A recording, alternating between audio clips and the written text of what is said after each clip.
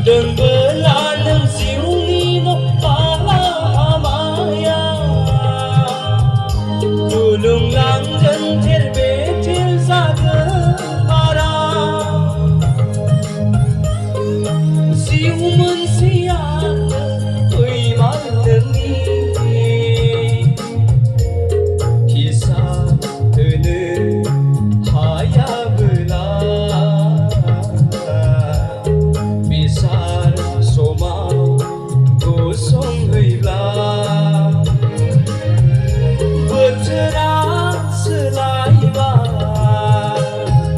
mukaya ditiba.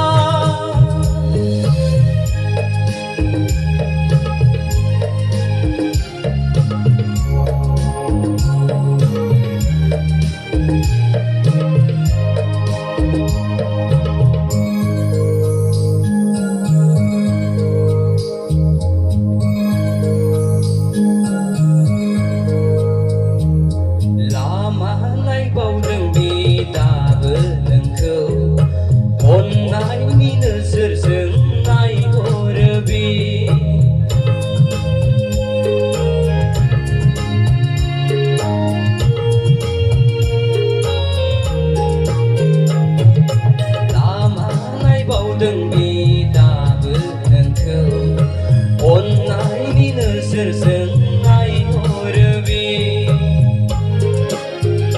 daha dong bihaneng ni zip anzai lang naya changki dong wen bihaneng kunanane neng ni pimpinai kau hasta nyubi Nifrai basai karne serge raise nöngne betera selaiba mukaya dintiba selai naini.